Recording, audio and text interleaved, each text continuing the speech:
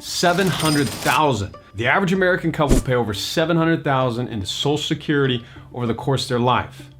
That makes this pretty unsettling. It's on Social Security and Medicare. When do these two systems run out of money? Now there are new fears that the Social Security might not be there when many people need it. But what exactly do they mean by bankruptcy? And how does the recent COVID crisis affect future benefits? Many people believe they'll have some reduction in benefit, and some people even believe they won't have any benefit at all. In order to fix a problem, we gotta be aware of it. So how in the heck did we get here? In 1935, Francis Perkins, who was Franklin Roosevelt's Secretary of Labor, led the committee to create Social Security. Originally, it wasn't covering that many people.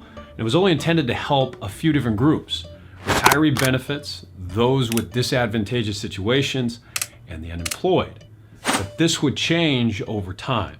Children's, spousal, and survivor benefits were added in addition to more disability benefits, as well as more people just living longer and collecting benefits for a much longer period of time. Healthcare was also added to Social Security in the form of Medicare. And we know that's not a cheap endeavor, so how in the world is this all funded? Like just about everything through the government, taxes. 6.2% from the employee side and 6.2% from the employer side, in this case, payroll tax. These taxes go into the trust fund where benefits are also paid out of. And this is where our problem begins. For over 30 years, the trust fund was flush with cash. It was taking in more taxes than benefits it needed to pay out. But beginning around 2010, this would change.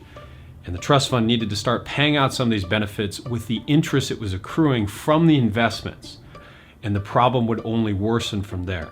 Unfortunately, beginning in 2021, the trust fund will need to start dipping into its principal. That is, what's coming in as well as the interest that's being accrued from the trust fund's assets won't be enough to pay out benefits. And this is estimated to deplete the trust fund within the next decade to 15 years. Not a good thing. Reasons for this: baby boomers are retiring at a record pace, as well as people are living longer. In addition, things like the coronavirus certainly didn't help. But does this mean that you won't get any benefit down the road? That is one of the biggest misconceptions that exists, because it's likely that something is going to change. There's far too many people that are reliant upon Social Security. Even if nothing changed, 79% of benefits would still be paid out when the trust fund depletes, because as long as you have people paying into the system, being people like myself, people that are still working, there's going to be some benefits that can be paid out. So there still would be a benefit. But this is a little disturbing because it's a quasi-Ponzi scheme. Everything is funded by future investors, if you will. And at the same time, if something were to happen to our government or to our country or to our financial system in some way, right? The question is, what would they fall back onto? So what's likely to happen? I'll touch on that in the next video, but I'll also touch on why it's important for both young and old to plan for Social Security.